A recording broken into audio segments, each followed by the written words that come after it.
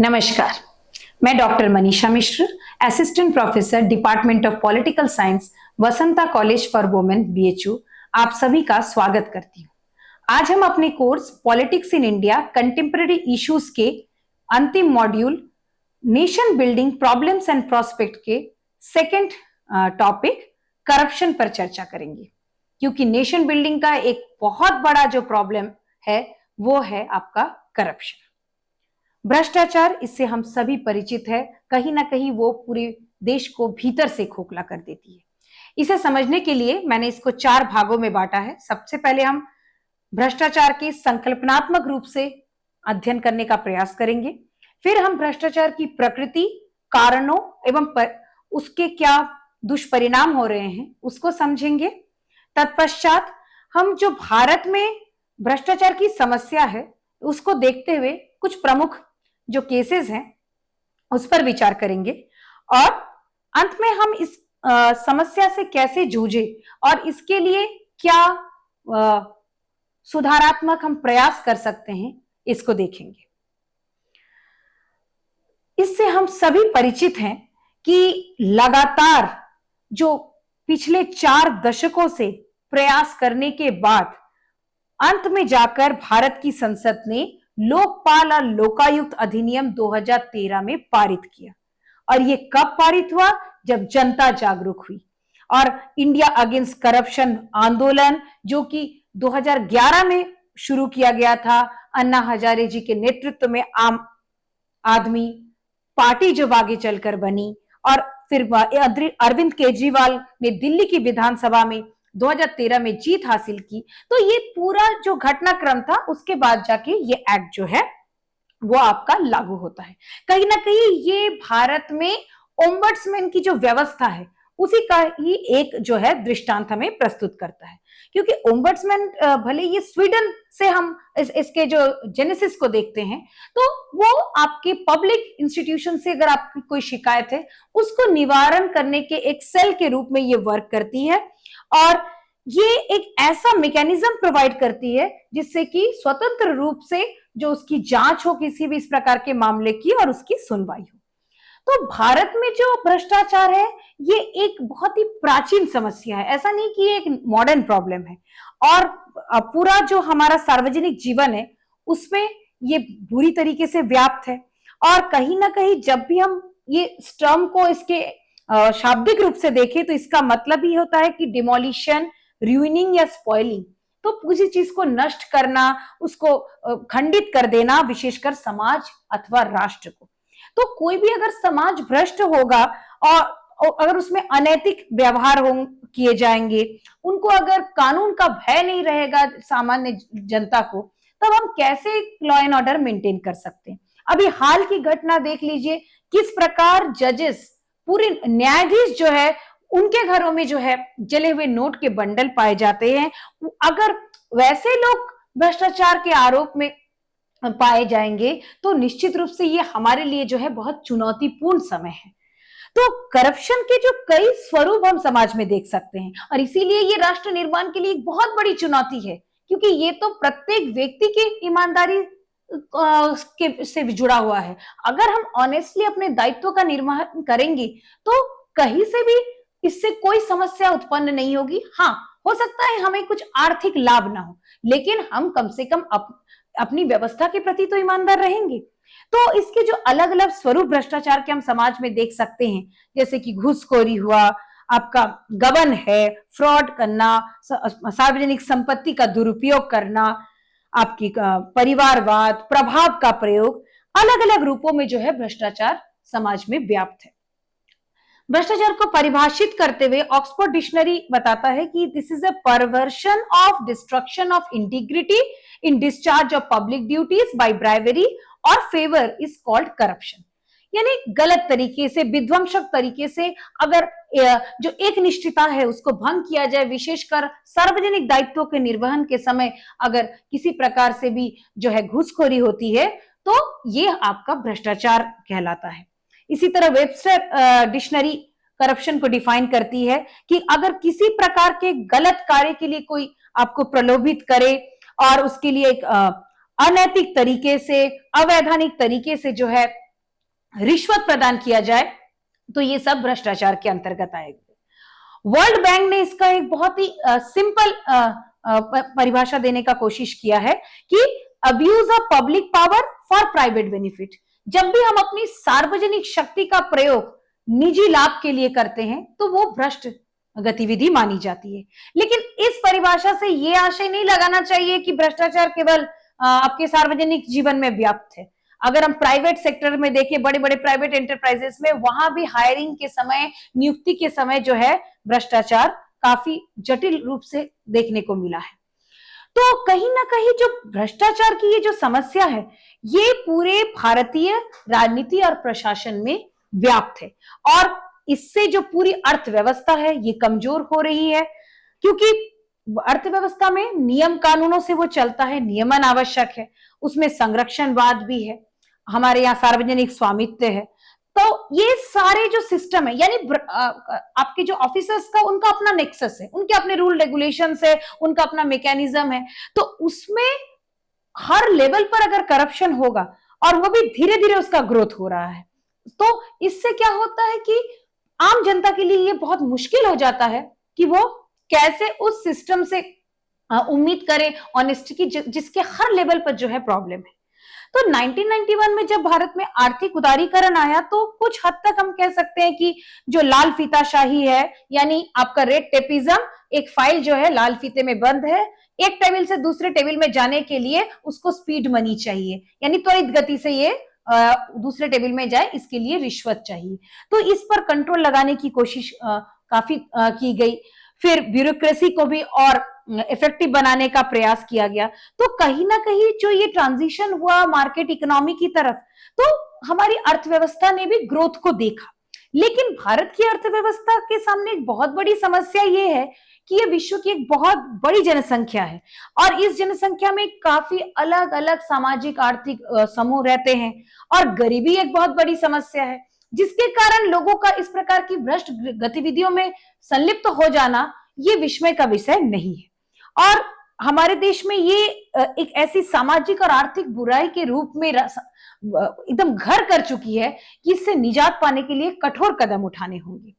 स्वतंत्रता के बाद से ही जो भ्रष्टाचार है वो आपके भारतीय प्रजातांत्रिक व्यवस्था में, ब्यूरोक्रेटिक मॉडल में, पॉलिटिकल सिस्टम में, दोनों में ही घर करने लगी थी। आप एक अंतरराष्ट्रीय रिपोर्ट के अनुसार भारत का जितना काला धन आपके टैक्स हेवन वाले फॉरेन बैंक्स में जमा किया हुआ है, अगर उनको भारत वापस लाया गया तो वार्षिक बजट जो भारत का है वो बिना टैक्स लगाए अगले 30 वर्ष तक आराम से जो है चल सकता है। यानी हमें अगले 30 वर्ष तक जो है बिना टैक्स लगाए जो है पूरा हमारा अच्छे से देश जो है रन कर पाएगा। तो स्वतंत्रता के बाद से इस क्षेत्र में जागरूक रूप से कदम उठाने का प्रयास भी किया गया, लेकिन समस्या यह है कि स्वतंत्रता के तुरंत बाद ही इस प्रकार की समस्याएं भी देश में घर करने लगी और कहीं ना कहीं ये भी हमें लेगेसी से ही, एक ब्रिटिश लेगेसी से ये कंटिन्यू भी हुआ है। जो सबसे पहला जो हाई प्रोफाइल स्कैंडल उस समय सामने आया वो था जीप स्कैम, जो कि 1948 में हुआ था। और उस समय जबकि हमारी आर्मी को कश्मीर में ऑपरेशन जो भारत पाकिस्तान युद्ध हो रहा था, उस समय आर्मी को जो है जीप की आवश्यकता थी, उस समय ये स्कैंडल हुआ। उस समय के जो दूसरे महत्वपूर्ण जो घटनाएं थी, इस तरह की जो प्रॉब्लम्स थी, वो थी आपकी मुदगल केस 1951 में, फिर मुद्रा केस 1957-58 में और मालवीय सिराजुद्दीन स्कैंडल 1963। यानी शुरुआती दशक से ही जो भ्रष्टाचार है वो राजनीतिक व्यवस्था में, ब्यूरोक्रेट्स में पनपने लगा था। एडी गोरवाला कमेटी गठित की गई थी और उन्होंने कई सुझाव भी दिए जिससे कि प्रशासन को जो है और दक्षता से हम कार्य कराने के लिए मजबूत कर सके। कुछ आपके शुरुआती समय से लेके अब तक के जो कुछ प्रमुख स्कैम्स हैं, जैसे कोलगेट स्कैम, फिर आपका 2G स्पेक्ट्रम का मामला, कॉमनवेल्थ गेम का घोटाला, फिर आपका black money, Adarsh housing scam, stamp paper scam. आप सामने देखिए, कॉस्ट भी इसीलिए मैंने मेंशन किया है कि करोड़ों में ये धांधलियां हो रही थी। बोफोर स्कैम, आपका 400 मिलियन का ये केस था। हवाला स्कैम, सत्यम स्कैम, स्टॉक मार्केट स्कैम जो आपके 3,500 करोड़ का था। तो ये सारे स्कैम जो दिखाते हैं कि एक बहुत बड़ा एक मधु कोड़ा स्कैम कि एक पूरा नेटवर्किंग पूरी बनी हुई है हर जगह की भ्रष्टाचार के हर लेवल पर लोगों का कमीशन फिक्स रहता है कि कैसे ये इस तरह के प्रॉब्लम्स को हम सपोर्ट करेंगे, सस्टेन करेंगे और इससे पूरे देश को जो है कमजोर कर ले जाएंगे।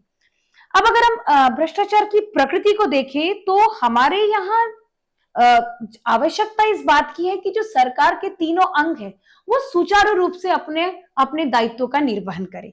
जैसे जो विधायक है वो जनता के प्रतिनिधि है, तो कानून निर्माण में उनकी भूमिका महत्वपूर्ण हो जाती है और उनका उत्तरदायित्व भी। इसी प्रकार जो कार्यपालिका है वो मशीनरी आपके कानूनों को लागू करने के लिए जिम्मेदार है। न्यायपालिका जो है उसको एकदम हमेशा जागरूक रूप से देखना होगा कि लोग जो है कानूनों का पालन ठीक से कर रहे हैं कि नहीं, और अगर वो कानूनों को तोड़ते हैं तो उनको उचित पनिशमेंट दे। तो जब हम देखें कि जब कानूनों की व्याख्या करने की बात करें तो लॉ मेकर्स ने जो है कॉन्स्टिट्यूशनल फ्रेमवर्क के अंदर ही किया था, और उसके बाद जो है लॉ फ्रेमवर्क जैसे हमारे तैयार है उसी फ्रेमवर्क को फॉलो करते हुए कोर्ट्स जो है अपने जजमेंट देते हैं। लेकिन समस्या ये है कि अब जो है आपकी जुडिशरी में भी करप्शन आ गया है। तो गवर्नेंस के हर लेवल पर अगर करप्शन रहेगा तो हम उनसे दक्षता की और सुशासन की कैसे कल्पना कर सकते हैं। तो कहीं ना कहीं भारत के जो विधायक हैं और आपके एमपी हो चाहे एमएलए हो, वो सब करप्ट प्रैक्टिसेस में इन्वॉल्व हो रहे हैं। और यहां तक कि आपके जो विधान मंडलों में देखें तो बस पैसे लिए जाते हैं प्रश्न पूछने के लिए। जो बड़े बड़े कॉर्पोरेट सेक्टर जो है अपना प्रभाव डालते हैं ताकि रूल रेगुलेशंस बनाए जा सके। तो और ये सब किस कीमत पर किया जा रहा है? सामान्य जनता के हितों की को अनदेखा करते हुए ऐसा काम किया जा रहा है। इसी का एक और स्वरूप जो है वो है आपका राजनीति का अपराधीकरण, क्योंकि ये भी आपके भ्रष्टाचार का ही एक मुखर स्वरूप है। और वो हम हर संसद में हम इसको देख सकते हैं। कोई भी राजनीतिक दल नहीं है जिसमें ये कुछ क्रिमिनल रिकॉर्ड्स के जो है लोग नहीं है। तो ये सारी समस्याएं इस बात पर भी बल देती हैं कि हमें चुनाव सुधार करने की आवश्यकता है, जिससे कि पार्लियामेंट्स को संसद में या राज्य विधानमंडल में प्रवेश करने का मौका ही ना मिले। और कई सारे अध्ययनों से भी ये स्पष्ट रूप से पता चलता है कि भारत में जो भ्रष्टाचार की जो ये समस्या है इसका सबसे उच्च स्तर जो है वो है आपका मंत्रियों का भ्रष्टाचार। सबसे ज्यादा वही इन मामलों में पाए गए हैं। आप उसका उदाहरण भी देख सकते हैं, जैसे 2G स्पेक्ट्रम घोटाला है, आपका कोल अलॉटमेंट घोटाला है, कॉमनवेल्थ गेम्स। ये सारे उदाहरण बताते हैं कि किस प्रकार हमारे गणमान्य मंत्री जो है इस कार्य में संलिप्त रहे हैं। तो भारत में भ्रष्टाचार ने एक तो लाल फीताशाही को बढ़ाया, फिर पूरी जो प्रोसीजर है उसको जटिल कर दिया गया ताकि आम व्यक्ति को न्याय ना मिल सके। और साथ ही जो कुछ विवेकशील जो शक्तियां हैं, डिस्क्रिशनरी पावर के माध्यम से भी कुछ संस्थाएं जो है अनुचित नियमों को लागू करने का प्रयास की। तो प्रशासन में भी कहीं ना कहीं जो पारदर्शिता का अभाव है और प्रक्रिया अगर बहुत जटिल होगी तो निश्चित रूप से लोग जो है उस पर निर्भर हो जाएंगे और जो अपनी स्वविवेक की शक्तियों को जो पॉजिटिव रूप में प्रयोग करना चाहिए प्रशासन को, उसी को जब वो जनता के अहित में प्रयोग करते हैं तो कहीं ना कहीं उससे भ्रष्टाचार को और बढ़ावा मिलता है। आपके जो ब्राइवरी की मांग की जाती है भारत में, उसके संबंध में कुछ रिपोर्टें बताती है जो कि ट्रेस इंटरनेशनल ने पब्लिश किया था जनवरी 2009 में, कि जो 90% जो रिश्वत संबंधी मांगे आती है वो आपके गवर्नमेंट ऑफिशियल से ही आती है। सरकारी अधिकारी ही मांग करते हैं, जिसमें से 65% जो है वो हैरेसमेंट से बचने के लिए होता है, नहीं तो आम जनता को हैरेसमेंट झेलना पड़ेगा। 50% जो है वो समय पर उस सेवा को प्रदान करने के लिए वो रिश्वत दिया जाता है, जबकि उस व्यक्ति को ये अधिकार है कि उसको वो सेवा जो है समय पर मिले। और 10% मामले ऐसे होते हैं जिसमें कोई विशेष लाभ लेने के लिए रिश्वत दिया जाता है। तो जो भ्रष्टाचार की ये समस्या भारत में हर स्तर पर देखी जा रही है, तो कहीं ना कहीं इससे क्या है कि नेपोटिज्म, ब्राइबरी और ऑफिशियल का जो अपनी पोजीशन को मिसयूज करना, अपने रिसोर्सेज को मिसयूज करना, इसका चलन बढ़ता जा रहा है।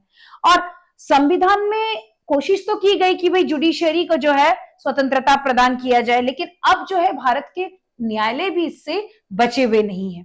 ट्रांसपेरेंसी इंटरनेशनल की एक रिपोर्ट बताती है कि जो जुडिशियल करप्शन भारत में वो बड़ा है, उसका एक जो दुष्परिणाम हम देख सकते हैं कि जो केसेस हैं उनको त्वरित रूप से निस्तारण नहीं हो रहा है। जिस केस के साथ रिश्वत जुड़ा है वो केस जल्दी से समाप्त हो जा रहा है, लेकिन जहां पर इस प्रकार का कोई इंसेंटिव नहीं है उसमें विलंब होता है। फिर आपके न्यायाधीशों की कमी है, प्रक्रिया को बहुत जटिल बना दिया गया है, और साथ ही जो कई नए कानून आते जा रहे हैं, तो ये फिर वो लॉयर्स का पैराडाइज है। वो लॉयर्स उसको कैसे एक्सप्लेन करेंगे और आम जनता की वो समझ के बाहर है। और जब ये अध्ययन कराया गया था तो उसमें भारत के 3% जो उत्तरदाता थे उन्होंने कहा कि वो मानते हैं कि जो न्यायपालिका है वो भी अब भ्रष्टाचार में लिप्त हो चुकी है। अब हम बात करें भारत में भ्रष्टाचार के क्या कारण है। जो सबसे पहले जो एक राजनीतिक अभिजात्य वर्ग उभरी, जो कि ये मानती है कि उनका जो हित है वो सर्वप्रमुख है, राष्ट्र हित संबंधी कानून या नीतियां या कार्यक्रम वो द्वितीयक है। ये सोच के समूह का उभरना ये सबसे पहली चुनौती थी भारत के राष्ट्र निर्माण के सामने। फिर एक तरह से कुछ लोग जो है आर्टिफिशियली एक स्केर्सिटी, अपने आप को अभाव में दिखाना, इस प्रकार की एक परिस्थिति को निर्मित करते हैं और एक मैलिशियस इंटेंशन से पूरे देश की अर्थव्यवस्था को कमजोर करने का प्रयास करते हैं। साथ ही जो हमारे मूल्य व्यवस्था है उसमें भी परिवर्तन होता जा रहा है। लोगों की जो इथिकल नैतिक सोच है, नैतिक मूल्य है, वो भी आपके धीरे धीरे उसमें कमी आ रही है। उनका जो है प्रॉपरली एडमिनिस्टर करना बहुत जरूरी है। 2008 में जो आपका सेकेंड एडमिनिस्ट्रेटिव रिफॉर्म कमेटी की रिपोर्ट आई थी उसमें भी प्रशासन में नैतिकता पर सबसे अधिक बल दिया गया था। और जो हमारे पुराने आदर्श है, नैतिकता, सेवा, ईमानदारी, कहीं ना कहीं इनको अब आउटडेटेड माना जा रहा है। ये भी एक चुनौती का विषय है।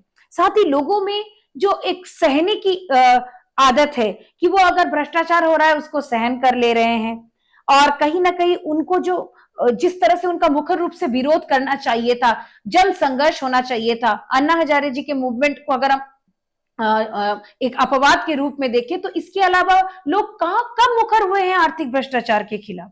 तो वो कहीं ना कहीं स्ट्रॉन्ग एक पब्लिक फोरम का हमारे पास अभाव है जो कि भ्रष्टाचार के खिलाफ जो है आवाज उठा रहा है। उसके साथ ही एक बड़ी जनसंख्या है हमारी, उसमें अशिक्षा है, गरीबी है, तो इससे भी जो है सार्वजनिक जीवन में भ्रष्टाचार को पनपने का मौका मिल जाता है। साथ ही हमारी जो अर्थव्यवस्था है उसमें इन्फ्लेशन जो है आपका बहुत अधिक होता है। तो जब गवर्नमेंट के ऑफिशियल्स की सैलरी कम होगी तो कहीं ना कहीं वो अपने जो बाकी आवश्यकता है उसको पूर्ण करने के लिए भ्रष्ट मार्ग को अपनाएंगे। जैसे जो ग्रेजुएट आईआईएम से निकलते हैं उनके पास कोई अनुभव नहीं होता है, लेकिन उनकी जो सैलरी है वो आपके सरकारी सचिवालय में काम करने वाले लोगों से जो ज्यादा होता है। तो ये भी एक चिंता का विषय है। फिर मूल रूप से तो जो व्यक्ति की प्रकृति है, अगर एक व्यक्ति ईमानदार है तो इस प्रकार की गतिविधियों में संलग्न नहीं होगा। और साथ ही जो कानून अगर जटिल है, उसकी प्रक्रिया अगर बहुत ही कठिन है, तो सामान्य व्यक्ति वो सरकार से मदद नहीं चाहता है, वो सोचता है कि कैसे हम इस जटिलता से जल्दी बाहर निकल सके, और उसके लिए वो रिश्वत का प्रयोग करता है। साथ ही बड़े बड़े इंडस्ट्रियलिस्ट वो राजनीतिज्ञों को फंड प्रोवाइड करते हैं ताकि वो बड़े बड़े चुनाव जो जीत सके, और फिर उसके बदले में वो अपने कुछ अनुचित जो निजी लाभ है उन्हीं को प्राप्त करने का प्रयास करते हैं। और साथ ही जो राजनीतिज्ञ है वो भी गरीबों को लालच देकर, विशेषकर अशिक्षित को, ताकि वो वोट प्राप्त कर सके, इस तरीके को भी अपनाया जाता है। अब इनका अगर हम समाज में प्रभाव देखें तो भ्रष्टाचार ने निश्चित रूप से पूरे निर्णय निर्माण की प्रक्रिया को बुरी तरीके से प्रभावित किया है, और इससे हमारी जो सार्वजनिक आपका जो रेवेन्यू है उसमें कमी आई है, और इससे पब्लिक की जो स्पेंडिंग है सरकार का वो भी बढ़ा है। साथ ही हमारे यहाँ बहुत ज्यादा जो है फिस्कल डेफिसिट की प्रॉब्लम उभर कर आई है। अब सरकार के लिए बहुत मुश्किल हो जाता है कि वो एक साउंड जो मौद्रिक नीति जो है वो अपनाए। और भ्रष्टाचार से कहीं ना कहीं जो आपके इनकम में असमानता है वो भी बढ़ता चला जा रहा है, क्योंकि हो क्या रहा है, जो व्यक्ति अच्छे पोजीशन पर है वो अपने पोजीशन का फायदा उठा रहा है और उससे जो है वो सरकारी गतिविधियों में को अपने हिसाब से गवर्न करने का प्रयास करता है। इससे जो आम जनता है उसको क्षति पहुंचती है। साथ ही भ्रष्टाचार जो है वो पूरे मार्केट व्यवस्था को भी बुरे तरीके से प्रभावित कर रहा है, क्योंकि जो संसाधनों का वितरण होता है वो उचित रूप से होना चाहिए, लेकिन इस भ्रष्टाचार ने सरकार की क्षमता में कमी की है और जो आवश्यक नियमनकारी व्यवस्थाओं को लागू करना जरूरी था, रेगुलेटरी कंट्रोल्स चाहिए थे, वो नहीं लागू हो पाते हैं और इससे मार्केट में जो है फेलियर्स हम देख सकते हैं। साथ ही हम पाते हैं कि जो मनमाने तरीके से टैक्स लगाए जाते हैं, इससे जो है सरकार लोगों को जहां सेवा देना था वहां उस प्रकार से सेवा वो नहीं दे पा रही है। तो जो मूल भूमिका है सरकार की वो कहीं ना कहीं उसमें कटौती आ रही है। और जैसे जैसे हम जो बाजार अर्थव्यवस्था को अधिक से अधिक वैधता प्रदान कर रहे हैं, इससे एक तरफ जो गरीबी है वो भी बढ़ रही है, क्योंकि उस सिस्टम की कॉम्प्लेक्सिटी को हर वर्ग समझ नहीं सकता और जो वर्ग उससे घनिष्ठ रूप से जुड़ा है वही उसका लाभ प्राप्त करता है। साथ ही जो आपकी जो टैक्सेशन की पूरी प्रक्रिया है वो भी हमारे लिए एक जटिल समस्या बनकर उभरी है, क्योंकि जो आम जनता का पैसा है अगर वो आपके राजकोषीय गबन का हिस्सा बने तो निश्चित रूप से ये चिंता का विषय है। और ब्लैक मनी तो बहुत अधिक इसके लिए जिम्मेदार है, क्योंकि कहीं ना कहीं जो काला बाजार है, पूरा काला धन है, ये भ्रष्टाचार ने ही इनको जो है एक स्वरूप प्रदान किया है। और भ्रष्टाचार के लिए तो ये ब्लैक मनी जो है एक ऑक्सीजन की तरह काम करती है। एक अंतरराष्ट्रीय रिपोर्ट बताती है कि जितना हमारा काला धन जो है वो विदेशी बैंकों में रखा है, अगर उनको वापस हमारे देश में लाया गया तो निश्चित रूप से ये स्थिति होगी। एक तो हमारा जितना विदेशी कर्ज है, भारत ने अपने जो कुछ प्रोग्राम्स को रन करने के लिए विदेशों से कर्ज लिया है, एक हम तो सारा कर्ज चुका पाएंगे, दूसरा इसके बाद भी इतना पैसा बच जाएगा कि 20,000 रुपए प्रत्येक भारतीय जो है वो प्राप्त कर सकते हैं। तो आप इस स्थिति की भयावहता को कल्पना कर सकते हैं कि ये स्थिति कितनी चुनौतीपूर्ण है। तो राजनीतिक रूप से जब ये भ्रष्टाचार बढ़ता है तो अन्याय होता है और जो हम विधि के शासन को जो है वो हम पालन नहीं करते हैं। साथ ही जो व्यक्ति के मूल अधिकार है उनका हनन होता है, क्योंकि ज्यादातर व्यक्तियों को पता भी नहीं है। लगातार सरकार इसके लिए आपके ग्राहकों को जागरूक करने के लिए काम कर रही है। आप देखे होंगे कि आपके मोबाइल में एसएमएस आता है कि अगर कोई सरकारी अधिकारी आपसे रिश्वत की मांग करता है तो आप इस नंबर पर तुरंत सूचना दीजिए। तो यहाँ पर हमारा और आपका दायित्व बनता है कि क्या हम वहां जागरूक होकर काम करते हैं, क्या हम एक सचेतनशील नागरिक की भूमिका निभाते हैं। तो मानवाधिकारों का तभी संरक्षण हो सकता है जब प्रत्येक व्यक्ति अपने स्तर पर कार्य करे कि हाँ, हमें भ्रष्ट तरीके नहीं अपनाने हैं, भले थोड़ा विलंब लगे लेकिन हम जो है थ्रू प्रॉपर चैनल काम को करेंगे।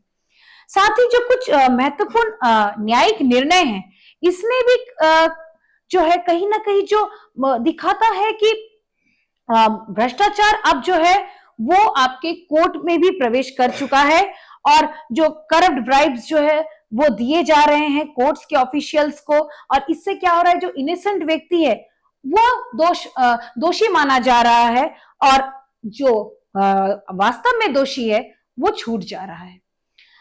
कहीं ना कहीं जो व्यक्ति आपके भौतिकतावादी बनते जा रहे हैं, हमारी जो अपनी प्राचीन भारतीय परंपरा मूल्य हम उससे कटते जा रहे हैं और भौतिकतावादी जगत में हम पैसा केंद्रित हमारी सोच बनती जा रही है, तो वहां हम नैतिकता को और नैतिक मापदंडों को नहीं अपनाते हैं। बिजनेस डीलिंग में भी ये भी एक प्रमुख कारण है जिसकी वजह से भ्रष्टाचार बढ़ रहा है। तो हमें फिर से अपने जो ओरिजिनल स्वरूप है उसकी तरफ लौटने की आवश्यकता है, क्योंकि अगर कोई व्यक्ति नैतिक रूप से अपनी जिम्मेदारी को नहीं समझता है, ना समाज के प्रति ना राष्ट्र के प्रति, तब ऐसे व्यक्ति पर कोई भी कार्यवाही करना बहुत मुश्किल हो जाता है।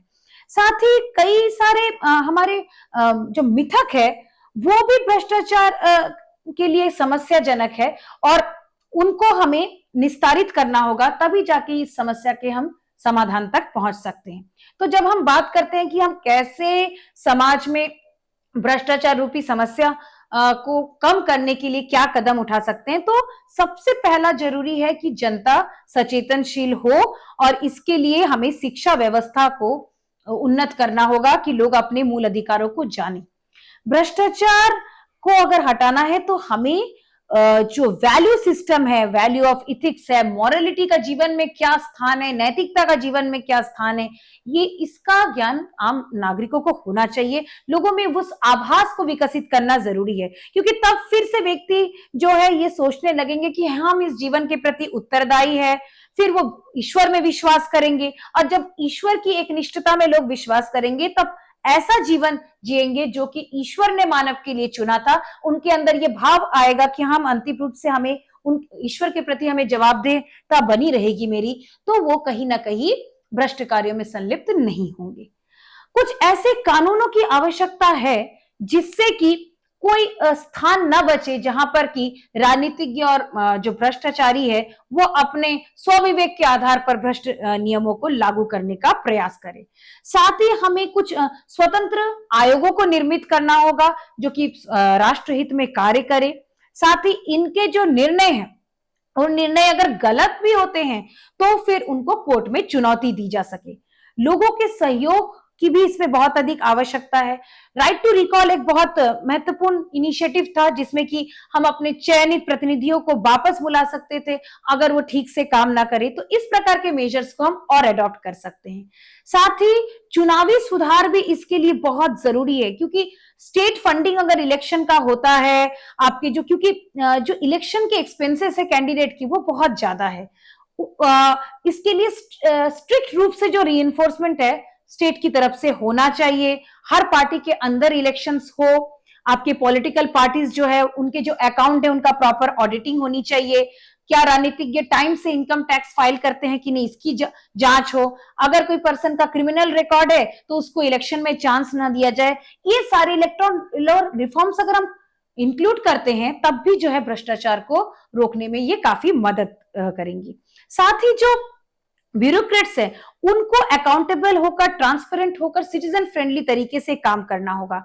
लोकल बॉडीज, इन आपके लोकपाल, लोकायुक्त, विजिलेंस कमीशन, इन सबको भी जो है स्ट्रांगली काम करने की जरूरत है। आरटीआई के तहत भी जो जनता को एक मजबूत हथियार मिला है, इससे वो सार्वजनिक सेवा संबंधी सूचनाएं प्राप्त कर सकते हैं, इसको भी जो है वो अधिक से अधिक व्यक्ति प्रयोग करें। इस फ्लोचार्ट के माध्यम से आप देख सकते हैं कि भारत की जो रैंकिंग है वो 180 करप्ट देशों में 96 है, जो कि आपके करप्शन परसेप्शंस इंडेक्स सीपीआई 2014 का डाटा है। तो ये हमारे लिए एक चिंता का विषय है और जब हम इसको सम अप करते हैं तो ये एक ऐसी समस्या है, ये हमारे देश का कैंसर है, पूरे राष्ट्रीय भारतीय राजनीतिक व्यवस्था का। तो इसलिए अगर हमें इनको हटाना है तो इसके लिए सबसे ज्यादा जरूरी है कि हमें जो हमारे मेन इंपॉर्टेंट इंस्टीट्यूशंस हैं उन इंस्टीट्यूशन को मजबूती से काम करने के लिए प्रेरित करना होगा। और इसलिए ये तो संभव नहीं है कि पूरी तरह से जो व्यवस्था बदल जाएगी, इसलिए हम छोटे छोटे लक्षणों पर काम ना करके स्ट्रांगली जो उसकी जड़ है उस तक पहुंचे, तब जाके जो है जो मूलभूत प्रॉब्लम संस्थाओं में व्याप्त है वो प्रॉब्लम्स जो है खत्म हो पाएगी।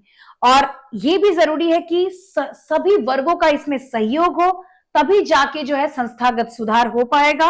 और इसके साथ ही जो जब सबका सहयोग होगा और एंटी करप्शन की एक्टिविटीज में सब लोग इंडल्ज होंगे, तब जाकर जो है हम सार्वजनिक जीवन में विशेष रूप से इस पर कंट्रोल करने में सफल हो पाएंगे। और कहीं ना कहीं जो मूल हमारी जो महत्वपूर्ण संस्थाएं हैं उनमें सुधार करने की बहुत अधिक आवश्यकता है। और ये बहुत जरूरी है कि हम एक बैलेंस करें प्रिवेंशन और एनफोर्समेंट मैकेनिज्म के बीच में। एक तरफ तो हम रोक लगाने का प्रयास करे कि ऐसी गतिविधियां ना हो, और साथ ही अगर हो चुका है तो वहां त्वरित कार्यवाही करें। और अभी ज्यादा जरूरत इस बात की है कि हम एनफोर्समेंट के क्षेत्र में ज्यादा सुचारू रूप से और काम करने पर अधिक महत्व दें, क्योंकि पेंडुलम जो है उसी की तरफ झुका हुआ है कि हम क्या क्या लॉज जो है एनफोर्स कर रहे हैं।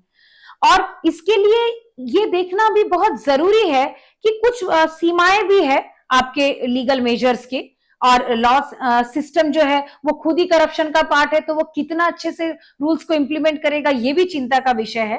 ठीक है, हम जड़ से तो करप्शन को नहीं हटा सकते हैं, लेकिन जहां तक हो सके उसको एक टॉलरेबल लिमिट तक तो ला सकते हैं। और इसके लिए हमें ईमानदार और प्रतिबद्ध नागरिकों की सार्वजनिक जीवन में जरूरत है। और साथ ही जो चुनाव में जो एक्सपेंसेस हो रहे हैं वो कम करने होंगे। इलेक्टोरल बॉन्ड पर रोक केंद्र आपकी न्यायपालिका ने लगाया भी है। स्टेट फंडिंग ऑफ इलेक्शन की भी बात की जा रही है, ताकि जो करप्ट प्रैक्टिसेस वहां इंडल्ज है, उसमें भी ब्लैक मनी का यूज होता है, उसको रोका जा सके। तो ये कुछ महत्वपूर्ण कदम उठाया जा सकता है जिसके माध्यम से जो है हम इस समस्या को जो है कुछ हद तक रोक पाएंगे। ये आपके लिए गतिविधि प्रश्न है कि भारत में जो भ्रष्टाचार के जो आज के समय के हाल के जो प्रमुख केसेस है, जैसे अभी जो जज का केस का मामला है, ऐसे कुछ इंपॉर्टेंट जो मामले हैं उन पर आप अपना नोट्स तैयार करिएगा। और साथ ही आप इस पर विचार करिएगा कि क्या लोकपाल और लोकायुक्त अधिनियम 2013 हमारे देश में जो भ्रष्ट प्रैक्टिसेस है उसको रोकने में सक्षम है। ये कुछ अतिरिक्त अध्ययन सामग्री है, इससे आप इस विषय को और गहराई से समझ पाएंगे। धन्यवाद।